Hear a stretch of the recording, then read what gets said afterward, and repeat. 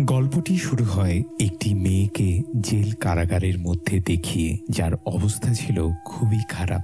সে রক্তাক্ত অবস্থায় সেই জায়গা থেকে বের হওয়ার চেষ্টা করছিল, কিন্তু হঠাৎ লাইট চলে যায় এবং একটি ডিমনিক আত্মা তার উপর আক্রমণ করে। এখান থেকে দৃশ্যটি কেটে চলে যায় আরেকটি জায়গায়, যেখানে আমরা একটি পুলিশ ভ্যান দেখতে পাই। ভ্যানটিতে অনেক ফিমেল প্রিজনার্স ছিল, যাদের কারাগারে শিফট করা হচ্ছিল। তাদের মধ্যে একজন মেয়ে ছিল যার নাম ছিল ভ্যানি। তারা সবাই যখন কারাগারে পৌঁছায়, তখন একজন পুলিশ কর্মকর্তা ডকুমেন্টস চেক করছিলেন, আর আমরা জানতে পারি ভ্যানিকে ড্রাগ ডিলিং এর জন্য ধরা হয়েছে। এরপর কয়েদিদের কারাগারের ভিতরে নিয়ে যাওয়া হয়। কারাগারের পরিবেশ মোটেও ভালো ছিল না। সেখানে সব মহিলা কয়েদি ছিল, কিন্তু খুব বাজে প্রকৃতির ছিল তারা। নতুন কয়েদিদের একটি লাইনে দাঁড় করানো হয় এবং একজন কর্মকর্তা তাদের বলেন, যতক্ষণ তারা কারাগারের নিয়ম মেনে চলবে ততক্ষণ সব ঠিক থাকবে। এরপর সবাইকে কারাগারের পোশাক দেওয়া হয়। আমরা দেখি যে ভ্যানিকে একটি সেলে নিয়ে বন্দি করা হয়েছে। সেখানে সে একজন অদ্ভুত মহিলা মিসেস ইমাকে দেখে ভয় পেয়ে যায়, যিনি কিছুটা পাগলাটে ছিলেন। এরপর ভ্যানি তার সেলমেট ইয়েন্তির সঙ্গে পরিচিত হয়। ইয়েন্তি খুব দয়ালু মেয়ে ছিল, তবে সে নিশ্চয়ই কোনো ভুল কাজ করেছিল, যার জন্য সে কারাগারে ছিল। ইয়েন্তি ভ্যানিকে বোঝায় যে তাদের সেল কারাগারের মধ্যে সবচেয়ে ভালো, কারণ এখানে শুধুমাত্র তারা দুজন মেয়ে থাকে। অন্য সেলগুলোতে একসঙ্গে ৮ জন মেয়েও থাকে। রাতে সবাই যখন ডিনারে যায়, তখন ভ্যানি ও ইয়েন্তি যে সিটে বসেছিল, সেখানে বেল্লা নামের একটি মেয়ে তার সাঙ্গপাঙ্গদের নিয়ে এসে তাদের সিট থেকে তাড়িয়ে দেয়। ইয়েন্তি ভ্যানিকে সতর্ক করে বলে বেলা থেকে দূরে থাকতে। একই সময়ে আরেকটি নতুন মেয়ে আসে, যে অন্য একটি টেবিলে থাকা কয়েদিদের তাড়িয়ে দেয়। এই ঘটনায় বেল্লা খুব রেগে যায় এবং নতুন মেয়েটির কাছে যায়, কিন্তু নতুন মেয়েটি বেল্লার সাথেও খারাপ ব্যবহার করে। এরপর বেলা একটি থালা নিয়ে সেই মেয়ের মুখে এত জোরে আঘাত করে যে তার নাক ভেঙে যায়। বেলা তাকে মারতে থাকে, যা ভ্যানির মোটেও ভালো লাগে না। ভ্যানি তাকে থামানোর চেষ্টা করে, কিন্তু এতে বেলা ভ্যানির উপর রেগে যায়। ঠিক সময়ে কারাগারের কর্মকর্তা এসে লড়াই থামায়। ভ্যানি আহত মেয়েটিকে নার্সিং রুমে নিয়ে যায়। রাতে ইয়েন্তি ভ্যানিকে কঠোরভাবে বলে বেলা থেকে দূরে থাকতে এবং কারাগারে টিকে থাকতে হলে মাথা নিচু করে চলতে হবে। যখন তারা রাতে ঘুমাতে যায়, বাইরে থেকে সাহায্যের জন্য চিৎকার শোনা যায়। ভ্যানি দেখতে চেষ্টা করে, কিন্তু কিছুই দেখতে পায় না। ইয়েন্তি তাকে এই আওয়াজগুলো ইগনোর করতে বলে এবং জানায় যে সময় মতো সে বুঝতে পারবে এগুলো কোথা থেকে আসছে। ভ্যানি অস্বস্তি নিয়ে ঘুমিয়ে পড়ে, কিন্তু গভীর রাতে তার সেলের দরজা আপনা থেকেই খুলে যায় এবং আবার চিৎকার শোনা যায়। ভ্যানি এটি খুঁজতে গিয়ে একটি করিডোরে পৌঁছে, যেখানে লাইটগুলো জ্বলছে আর নিভছে। সেখানে সে একটি অদ্ভুত মেয়েকে দাঁড়িয়ে থাকতে দেখে। হঠাৎ মেয়েটি ভূতে পরিণত হয় এবং ভ্যানির উপর আক্রমণ করে। তখনই ভ্যানির ঘুম ভেঙে যায় এবং বোঝা যায় যে এটি একটি দুঃস্বপ্ন ছিল। ইয়েন্তি তাকে শান্ত করে। পরদিন সকালে ভ্যানির কারাগারে প্রথম দিন শুরু হয়। ইয়েন্তি তাকে গার্ডেন এরিয়াতে নিয়ে যায় এবং কারাগারের বিভিন্ন কর্মকর্তাদের ব্যাপারে জানায়। তাদের মধ্যে একজন ছিলেন খুব কঠোর ওয়ার্ডেন, যার নাম ফারান। 2 জন মহিলা কর্মকর্তা ছিলেন, যারা কয়েদিদের থেকে ঘুষ নিত এবং এর বদলে তারা কয়েদিদের কম বিরক্ত করত। আরেকজন নতুন ওয়ার্ডেন ছিল আদিত, যার সম্পর্কে ইয়েন্তি খুব বেশি জানত না। এরপর ওয়ার্ডেন আদিত ভ্যানিকে নিয়ে যায় কারাগারের একজন মনোবিজ্ঞানী ডাক্তারের কাছে। ডাক্তার খুবই ভালো প্রকৃতির ছিলেন এবং তিনি ভ্যানির সঙ্গে তার জীবনের বিষয়ে জিজ্ঞাসা করেন। তবে ভ্যানি নিজের সম্পর্কে তেমন কিছুই বলে না। সে শুধু সেই আওয়াজগুলোর কথা জানায়, যা গত রাতে হলওয়ে থেকে শোনা গিয়েছিল। ডাক্তার জানান যে তিনি ইতিমধ্যেই সেই আওয়াজগুলো সম্পর্কে জানেন। ডাক্তারের মতে সেই আওয়াজগুলো আইসোলেশন ওয়ার্ড থেকে আসে এবং মানুষজন দাবি করে যে জায়গাটি অভিশপ্ত, যদিও ডাক্তার ভূতের কথা বিশ্বাস করেন না। ডাক্তার জানান রাতে এই জায়গা ভয়ানক মনে হয় বলে কয়েদিরা ভূতের গল্প বানিয়ে ফেলে। তবে ডাক্তার নিশ্চিত যে জায়গাটি অভিশপ্ত নয় এবং ভ্যানিকে এটি বোঝানোর চেষ্টাও করেন। এই মিটিং এর পরে ভ্যানি আবার ইয়েন্তির সাথে কথা বলে এবং আইসোলেশন আইসোলেশন ওয়ার্ড সম্পর্কে জানতে চায়। ইয়ান্তি জানায় যে এই ওয়ার্ডটি ভ্যানির সেলের কাছেই রয়েছে। কয়েদিদের বিশ্বাস এটি একটি অভিশপ্ত ঘর, যেখানে ঢোকার পর খুব কম মানুষই জীবিত ফিরে এসেছে। ইয়ান্তি আরও জানায় গত রাতে সেই ঘরে কোনো একজনকে বলি দেওয়া হয়েছিল এবং কেউ মারা গিয়েছিল, তবে এর মধ্যে কতটা সত্য আছে তা পরে জানা যাবে। এরপর ওয়ার্ডেন আদিত ভ্যানিকে রান্নাঘরে নিয়ে যান, যে ভ্যানিকে কাজ বুঝিয়ে দেন। রান্নাঘর সামলাতেন মিসেস সাকার, আর অতীতে সেখানে কাজ করতেন রত্না নামের এক মেয়ে। রত্নার নাম শোনা মাত্রই আদিত ও ভ্যানি থমকে দাঁড়ায়। এখানে বড় একটি রহস্য উন্মোচিত হয়। আসলে ভ্যানির বোন রত্না এই কারাগারেই মারা গিয়েছিল, কিন্তু কিভাবে তা কেউ জানত না। ভ্যানি আদতে কোনো অপরাধী নয়। সে তার কন্ট্যাক্ট ব্যবহার করে নিজেকে এই কারাগারে নিয়ে আসে, যাতে তার বোনের মৃত্যুর রহস্য উদ্ঘাটন করতে পারে। আদিত এই বিষয়টি জানত এবং ভ্যানির সাহায্য করার জন্যই এই কারাগারে যোগ দিয়েছিল। আদিত আইসোলেশন ওয়ার্ডের গল্প শুনেছিল, তবে তা কতটা সত্য তা সে জানত না। তবে স্পষ্ট ছিল যে কারাগারে কিছু অদ্ভুত ঘটনা ঘটছে, যা বড় বড় অফিসাররা জানে। ভ্যানি মিসেস সাকারকে রত্না সম্পর্কে জিজ্ঞাসা করে। সাকার জানায় রত্না তার রান্নাঘরে কাজ করত এবং একদিন আইসোলেশন ওয়ার্ডে তার মৃত্যু হয়। কথায় কথায় সে জানতে পারে যে ভ্যানি রত্নার বোন। সাকার আরও জানায় রত্না কোনো ষড়যন্ত্রের শিকার হয়েছিল। যখন রত্নার লাশ নিয়ে যাওয়া হচ্ছিল তখন সাকার তা দেখেছিল, আর রত্নার মৃত্যুও আইসোলেশন ওয়ার্ডেই হয়েছিল। তবে আরও তথ্য জানার জন্য সাকার ভ্যানিকে পরদিন সকালে দেখা করতে বলে। পরবর্তী দৃশ্যটি শাওয়ার রুমে, যেখানে বেলা ইয়েতি ও জেন নামের দুই মেয়েকে বিরক্ত করছিল। এতে একটি ঝগড়া হয়। ভ্যানি এসে বেলাকে থামানোর চেষ্টা করে এবং একজন ওয়ার্ডেনও এসে বেলাকে সেখান থেকে তাড়িয়ে দেয়। তবে এটা স্পষ্ট ছিল যে বেলা ভ্যানির উপর ক্রমেই ক্ষিপ্ত হয়ে উঠছিল। সেই রাতেই মিসেস সাকার রান্নাঘর পরিষ্কার করছিলেন। তখন হঠাৎ লাইট চলে যায়। সাকার ভয় পেয়ে যায় এবং সেই সময়ে তার উপর কেউ আক্রমণ করে। সেই ব্যক্তি একা ছিল না এবং সাকারকে মারাত্মকভাবে আহত করে। মনে হচ্ছিল কেউ তো আছে যে চাইছিল না সাকার ভ্যানিকে রত্না সম্পর্কে কিছু জানাক। পরদিন সকালে ভ্যানি সাকারকে খুঁজতে যায়, কিন্তু তাকে কোথাও পাওয়া যায় না। ভ্যানি আদিতকেও জানায় এবং তাকে খুঁজতে অনুরোধ করে। অন্যদিকে ইয়েতি ওয়ার্ডেন ফারানের সঙ্গে কথা বলে এবং তাকে ঘুষ দেয় এবং ইয়েতি রিকোয়েস্ট করে সে যেন ইয়েতি এবং জেনকে একই ঘরে শিফট করে, যাতে তারা একসঙ্গে থাকতে পারে। ফারান এই বিষয়ে তাকে প্রতিশ্রুতি দেয়। এরই মধ্যে জানা যায় আজ সকাল থেকে বেলা কারাগারে কোনো ঝামেলা করেনি। তবে ভ্যানি এখনো জানতে পারেনি যে মিসেস সাকার কোথায় গায়েব হয়ে গিয়েছেন। পরে ভ্যানি মিস ইমাকে দেখতে পায়, যার চুলে একটি চিমটি লাগানো ছিল। এটি সেই চিমটি যা ভ্যানি তার বোন রত্নাকে জন্মদিনে উপহার দিয়েছিল। ভ্যানি ইমার কাছে গিয়ে সেই চিমটি এবং রত্না সম্পর্কে জানতে চায়, তবে ইমা চিৎকার করে পালিয়ে যায়, কারণ সে মানসিকভাবে অসুস্থ। এরপর ভ্যানি ইয়ান্তির কাছে গিয়ে ইমার সম্পর্কে জানতে পারে যে ইমাকে আইসোলেশন ওয়ার্ডে রাখা হয়েছিল। সেখান থেকে বের হওয়ার পর ইমা মানসিক ভারসাম্য হারিয়ে ফেলে, অর্থাৎ সেই ঘরে কিছু না কিছু অশুভ শক্তি ছিল। এরপর ফারান ইয়েতির দেওয়া টাকা এক অফিসারকে দেয় এবং পুরো ঘটনা জানায়। এখান থেকে স্পষ্ট হয় যে ফারান বিশ্বাসযোগ্য নয়। অফিসার ফারানকে সমস্যা দ্রুত সমাধান করতে বলে। একই সময়ে আদিত ভ্যানিকে সতর্ক করে দেয় যে এই কারাগারে কিছু অদ্ভুত ঘটনা ঘটছে। মিসেস সাকার কোথায় গায়েব হয়েছে তা কেউ জানে না। এরপর ভ্যানি আবার ইমার কাছে যায়। প্রথমে ইমা চিৎকার করে, কিন্তু যখন ভ্যানি রত্নার নাম উচ্চারণ করে তখন ইমা শান্ত হয়ে যায়। ভ্যানি জানায় যে সে রত্নার বোন। এটি শুনে ইমা কেঁদে ফেলে, অর্থাৎ সে কিছু না কিছু তো জানে। ভ্যানি জানতে চায় রত্নার মৃত্যু কিভাবে হয়েছিল। এরপর দৃশ্য শিফট হয় অতীতে।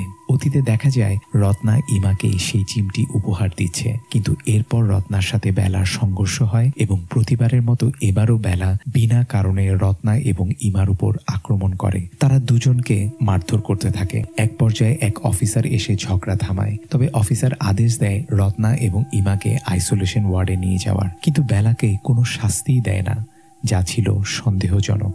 এরপর রত্না ও ইমাকে আইসোলেশন ওয়ার্ডের আলাদা আলাদা ঘরে আটকে রাখা হয়। ইমা জানায় এরপর কি ঘটেছিল তা সে মনে করতে পারছে না।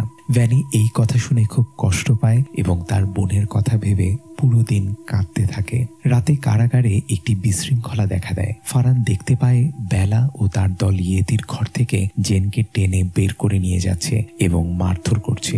ইয়েতি ফারানকে গালিগালাজ করতে থাকে, কারণ ফারান তার থেকে টাকাও নিয়েছিল। জেনকে কোথায় নিয়ে যাওয়া হয় তা ইয়েতি জানতে পারে না। পরের দিন সকালে ইয়েতি ফারানের উপর রাগ ঝাড়ে, কিন্তু ফারান ইয়েতিকে আঘাত করে এবং জানায় যে সে তাকে কিনতে পারবে না। এরপর ওয়ার্ডেনরা ইয়েতিকে ধরে আইসোলেশন ওয়ার্ডে নিয়ে যায়। পুরো দিন আইসোলেশন ওয়ার্ডে কাটানোর পর রাতে ইয়েতি অদ্ভুত ডিমনিক আওয়াজ শুনতে পায়। সে ভয়ে নিজের মানসিক ভারসাম্য হারিয়ে ফেলে এবং নিজেকেই আঘাত করতে শুরু করে। এক পর্যায়ে সে নিজের হাত থেকে মাংস কেটে ফেলে। এরপর দুজন ওয়ার্ডেন খাবার নিয়ে ঘরে প্রবেশ করে, কিন্তু ইয়েতি এক ওয়ার্ডেনের উপর ঝাঁপিয়ে পড়ে এবং তার গলায় আঘাত করে। এরপর হঠাৎ ইয়েতি মারা যায়। এটা স্পষ্ট ছিল যে ইয়েতি এবং জেনের মতো অন্যদেরও একই পরিণতি হয়েছিল। পুলিশ এই ঘটনাগুলো সম্পর্কে কাউকে কিছু বলে না। ভ্যানির ধারণা হয় যে ইয়েতি এবং জেনও গায়েব হয়ে গেছে। সে ডাক্তারের কাছে যায় এবং জানায় যে এই কারাগার থেকে লোকজন গায়েব হয়ে যাচ্ছে এবং পুরো জায়গাটি করাপ্টেড। তবে ডাক্তার ইতিমধ্যেই এটি জানতেন, তবে তিনি এই বিষয়ে কিছুই করতে পারছেন না। ডাক্তারের এই অসহায়ত্বে ভ্যানি ক্ষুব্ধ হয়ে সেখান থেকে চলে যায়। এরপর সে এই রহস্য সমাধানের জন্য নিজের বুদ্ধি লাগায় এবং চিন্তা করে কারাগারের যে কোনো কয়েদি বেলার সঙ্গে পাঙ্গা নিলেই দেখা যায় সে গায়েব হয়ে যায়। এতে স্পষ্ট হয় যে বেলার সঙ্গে আইসোলেশন ওয়ার্ডের কোনো সংযোগ আছে। এই ব্যাপারে ভ্যানি আদিদের সঙ্গে আলোচনা করে। এখন ভ্যানি নিজে আইসোলেশন ওয়ার্ডে যেতে চায়, তবে আদিদের কাছে সে জায়গার চাবি ছিল না। এরপর দৃশ্য শিফট হয় বেলার দিকে। বেলা একজন অফিসারের কাছে যায় এবং জানায় যে তাদের চুক্তি শেষ হয়েছে। সে তার নির্দেশ মতো সব কাজ করেছে, কিন্তু তখনই ফারান বেলাকে মারতে শুরু করে। অফিসার এরপর বেলাকে টর্চার করে এবং হুমকি দেয় যে যদি সে কাজ করা বন্ধ করে তবে ভালো হবে না। এখানে ফাইনালি জানা যায় বেলা আসলে খারাপ কেউ নয়। সে যা করছে তা সে তার মেয়ের জন্যই করছে। অফিসার তাকে প্রতিশ্রুতি দিয়েছিল যে যতদিন বেলা কারাগারে তার নির্দেশ মেনে চলবে ততদিন বাইরের দুনিয়ায় তার মেয়ের টেক কেয়ার করা হবে। এখানে সন্দেহ জাগে যে অফিসার হয়তো ডিমনিক জায়গাটির ব্যবহার করে কয়েদিদের হত্যা করছে। এরপর অফিসার বেলাকে আরেক কয়েদির ফাইল দেয়, যার সঙ্গে বেলাকে ইচ্ছাকৃতভাবে ঝামেলা করতে হবে। বেলা ফাইলটি দেখে আর সেই ফাইলটি ছিল ভ্যানির, অর্থাৎ এবার টার্গেট হলো ভ্যানি। অন্যদিকে ভ্যানি এবং আদিত আইসোলেশন ওয়ার্ড নিয়ে আলোচনা করছিল। তারা বুঝতে পারে যে এই কারাগারের সমস্ত রহস্য ওই জায়গার ভেতরেই লুকিয়ে আছে। দৃশ্যটা কিছুটা অতীতে চলে যায় আর আমরা দেখি ভ্যানির পরিচিত একজন প্রসিকিউটর এই কারাগার সম্পর্কে কিছু গবেষণা করেছে। সে জানতে পেরেছিল যে কারাগারের ভেতরে যারা মারা যায় তাদের সবাইকে গোপনে পোস্টমর্টম করা হয় এবং মৃত্যুর কারণ হিসেবে আত্মহত্যা বলা হয়, যা সন্দেহজনক। এটা ভাবতে ভাবতে ভ্যানি সিদ্ধান্ত নেয় যে যে করেই হোক তাকে আইসোলেশন ওয়ার্ডে যেতে হবে। তাই রাতের খাবারের সময় ভ্যানি বের হয় এবং বেলাকে ছুরি দিয়ে আঘাত করে। এরপর বেলার দলের সঙ্গে একটি সংঘর্ষ শুরু হয়। লড়াইয়ের সময় বেলা ছুরি নিয়ে ভ্যানিকে আঘাত করার চেষ্টা করে, কিন্তু দুর্ঘটনাক্রমে তার দলের একজনের গলায় ছুরি লেগে যায় এবং সে সঙ্গে সঙ্গে মারা যায়। বেলা ভ্যানির উপর ক্ষিপ্ত হয়ে ওঠে, তবে এক পর্যায়ে এক ওয়ার্ডেন এসে লাঠি দিয়ে তাদের দুজনকে মেরে ফেলে দেয়। এরপর ফাইনালি ভ্যানিকে আইসোলেশন ওয়ার্ডে নিয়ে আটকে রাখা হয়। অফিসার এসে ভ্যানিকে বলে যে তার নিয়ম ভাঙা উচিত হয়নি। আইসোলেশন ওয়ার্ডে ভ্যানি কিছু সময় কাটায়। হঠাৎ সে তার বোন রত্নার কান্নার শব্দ শুনতে পায়, যা পাশের ঘর থেকে আসছিল। শব্দ শুনে সে বিভ্রান্ত হয়ে যায়। কিছুক্ষণ পর গেটের নিচ দিয়ে খাবার দেওয়া হয় এবং কান্নার শব্দ বন্ধ হয়ে যায়। ভ্যানি খাবার খেয়ে ঘুমানোর চেষ্টা করে। তখনই সে রত্নার ডিমনিক রূপ দেখতে পায়, যে হঠাৎ তার উপর হামলা করে, কিন্তু এটি একটি দুঃস্বপ্ন ছিল। ভ্যানি ঘুম থেকে জেগে উঠে, তবে তার মাথা তখনও ঘুরছিল। পরে দেখা যায় ইয়েন্তি আইসোলেশন ওয়ার্ডে ভ্যানির সঙ্গে দেখা করতে এসেছে, যা মূলত সম্ভব নয়। এটা দেখে আমরা বুঝতে পারি যে এখানে কোনো গড়বড় আছে। ইয়ান্তি হেসে হেসে ভ্যানিকে জানায় যে সে এবং তার বোন রত্না উভয়ই মানসিকভাবে অসুস্থ ছিল এবং দুজনই একই রকম ভাবে মারা যাবে এই কারাগারের মধ্যে। এতে ভ্যানি বুঝে যায় যে ইয়েন্তিও কারাগারের ভিতরের কালো রহস্যে মিলিত আছে। ভ্যানি ইয়েন্তিকে জিজ্ঞাসা করে রত্নাকে কি সে মেরেছিল। ইয়েন্তি সম্মতি জানায় এবং পুরো ঘটনা বলতে শুরু করে। আসলে বন্ধুরা, এই কারাগারে কয়েকজনের একটি দল আছে যারা কয়েদিদের আইসোলেশন ওয়ার্ডে নিয়ে যায়। ইয়েন্তি সেই কয়েদিদেরকে কিছু ড্রাগস দেয়, যার দরুন কয়েদিরা কিছু অদ্ভুত আওয়াজ শুনে। এর মধ্যে পুরুষ ওয়ার্ডেনরা যেমন ফারান কয়েদিদের যৌন নির্যাতন করে, এরপর তাদের হত্যা করে তাদের অঙ্গ প্রত্যঙ্গ বিক্রি করে সেই টাকা ভাগ করে নেয়। ইয়েন্তি জানায় সে এবং ফারান মিলে সাকারকে মেরেছিল, কারণ সাকার এই সত্যগুলো জানত এবং এগুলো সে পরদিন সকালে ভ্যানিকে জানাতে চেয়েছিল। ইয়েন্তি আরো বলে ভ্যানির অঙ্গ প্রত্যঙ্গ শীঘ্রই বিক্রি করা হবে এবং ভ্যানির সাথেও ঠিক তাই করা হবে যা তার বোন রত্নার সাথে করা হয়েছিল, যা ইয়েন্তিকে আরো ধনী করে তুলবে। এরপর ইয়েন্তি একটি ইঞ্জেকশন বের করে এবং ভ্যানিকে ধরে সেটি লাগানোর চেষ্টা করে, কিন্তু ঠিক সময়ে ভ্যানি তাকে লাথি মারে এবং ইয়েন্তির গলায় চেপে ধরে লড়াই করে। শেষে সে ইঞ্জেকশনটি কেড়ে নিয়ে সেটি ইয়েন্তির বুকে ঢুকিয়ে তাকে নির্মমভাবে হত্যা করে। এরপর ভ্যানি সেখান থেকে পালিয়ে যায়, যদিও তার শরীরে এখনো খাবারের সঙ্গে মেশানো ড্রাগের এফেক্ট ছিল। অন্যদিকে বেলাকেও ড্রাগ দেওয়া হয়েছিল এবং তাকে একটি সিক্রেট রুমে অচেতন অবস্থায় রাখা হয়েছিল, যেখানে দুই ব্যক্তি কয়েদিদের দেহ থেকে অঙ্গ বের করার কাজ করছিল। বেলা জ্ঞান ফিরে পেয়ে তাদের উপর আক্রমণ করে এবং সেখান থেকে পালানোর চেষ্টা করে। পালানোর সময় সে দেখে সেখানে অনেক কয়েদির মৃতদেহ ছিল, যাদের অঙ্গ আগেই বের করে নেওয়া হয়েছে। বেলা নিজের জীবন বাঁচিয়ে পালাতে থাকে। এরপর দৃশ্য ফারান এবং অফিসারের দিকে যায়, যারা তাদের এই বিজনেস নিয়ে খুব আনন্দ করছিল। হঠাৎ এই ওয়ার্ডেন এসে জানায় যে ভ্যানি পালিয়ে গেছে এবং ইয়েন্তিকেও হত্যা করেছে। ফারান তৎক্ষণাৎ সমস্ত ওয়ার্ডেনকে ভ্যানিকে ধরার নির্দেশ দেয়। এতে আদিত অ্যালার্ট হয়ে যায়। ওয়ার্ডেনরা কারাগারের প্রতিটি কোণে ভ্যানিকে খুঁজতে থাকে, তবে তারা প্রথমে বেলাকে খুঁজে পায়। বেলা তার লড়াইয়ের দক্ষতা দিয়ে ওয়ার্ডেনদের সঙ্গে লড়াই করে এবং তাদের পরাজিত করে। অন্যদিকে ভ্যানি কোনোভাবে পালানোর চেষ্টা করছিল, যদিও সে তখনও পুরোপুরি সুস্থ ছিল না। শেষে ফারান ভ্যানিকে ধরে ফেলে এবং তাকে হয়রানি করতে শুরু করে। তখন ইমা এসে একটি লাঠি দিয়ে ফারানের উপর হামলা করে, কিন্তু ফারান ছিল অনেক শক্তিশালী। সে বেচারি ইমার গলা টিপে নির্মমভাবে তাকে হত্যা করে। এরপর ফারান ভ্যানিকেও মারধর করতে থাকে। ঠিক সেই সময় আদিত এসে ফারানের পেটে ছুরি মেরে তাকে মাটিতে ফেলে দেয় এবং ভ্যানিকে নিয়ে সেখান থেকে পালিয়ে যায়। ভ্যানি আদিতকে পুরো সত্যি জানায়। আদিতের মতে তাদের তৎক্ষণাৎ প্রসিকিউটরের সঙ্গে যোগাযোগ করতে হবে, কারণ সেই একমাত্র কারাগারের দোষীদের শাস্তি দিতে পারে। ভ্যানি এবং আদিত ফোন খুঁজতে যায়, কিন্তু তাদের উপর অফিসার হামলা করে। সে আদিতকে আঘাত করে অজ্ঞান করে ফেলে, তবে ভ্যানি কোনোভাবে পালাতে সক্ষম হয়। অন্যদিকে বেলা তার সমস্ত সাথীদেরকে মুক্ত করে এবং তারা সবাই বাকি ওয়ার্ডেনদের সহজেই পরাজিত করে। ভ্যানি কোনোভাবে আহত অবস্থায় সেই মনোবিজ্ঞানীর কাছে পৌঁছায় এবং তাকে কারাগারের সমস্ত সত্য জানায়। ভ্যানি বলে যে তাদের দ্রুত সাহায্যের জন্য কল করতে হবে। মনোবিজ্ঞানী তাকে ফোন দেয় এবং চা খাওয়ার জন্য দেয়। চা খাওয়ার পর ভ্যানি অজ্ঞান হয়ে যায়। এতে বোঝা যায় যে ডাক্তারও সেই গ্যাংয়ের অংশ। এদিকে আদিত জ্ঞান ফিরে পেয়ে ভ্যানিকে সাহায্য করতে ছুটে যায়। তখন ভ্যানিকে একটি অপারেশন টেবিলে শুইয়ে রাখা হয়েছিল এবং তার পাশে মনোবিজ্ঞানী ও অফিসারও ছিল। এখানে জানা যায় অফিসার আসলে মনোবিজ্ঞানের স্বামী। এরপর বড় একটি সত্য উন্মোচিত হয়। মনোবিজ্ঞানী আগেই জানতে পেরেছিল যে ভ্যানি রত্নার বোন এবং তার বোনের রহস্য উদ্ঘাটনের জন্যই সে কারাগারে এসেছে। তাই পুরো সময় ধরে তারা ভ্যানির উপর নজর রাখছিল এবং তার বিরুদ্ধে প্ল্যানিং করছিল। মনোবিজ্ঞানীর এই রূপ দেখে ভ্যানি হতভম্ব হয়ে যায়, কিন্তু তার তখন লড়াই করার কোনো শক্তি ছিল না। মনোবিজ্ঞানী একটি ড্রাগ ইঞ্জেকশন বের করে ভ্যানিকে দেওয়ার চেষ্টা করে। ঠিক তখনই লাইট চলে যায়। অফিসার বাইরে গিয়ে বিষয়টি দেখার চেষ্টা করে। তখনই বেলা আদিতকে সঙ্গে নিয়ে অফিসারের উপর আক্রমণ করে। একই সময়ে ভ্যানি সুযোগ বুঝে মনোবিজ্ঞানের হাত থেকে ইঞ্জেকশনটি কেড়ে নিয়ে সেটি মনোবিজ্ঞানীকেই লাগিয়ে দেয়। আদিত এবং বেলা তখন ভ্যানিকে নিয়ে সেখান থেকে পালিয়ে যায় এবং দ্রুতই ড্রাগের প্রভাব মনোবিজ্ঞানীর মস্তিষ্কে পড়তে শুরু করে। সেই ড্রাগের কারণে মনোবিজ্ঞানী দেখতে শুরু করে তার হাতে নিহত হওয়া সব আত্মাদের। তাদের দেখে সে পাগল হয়ে যায় এবং ভয়ে চিৎকার করতে থাকে। ঠিক তখনই ঘরের লাইটগুলো নিজে থেকে বিস্ফোরিত হয় এবং ঘরে আগুন লেগে যায়।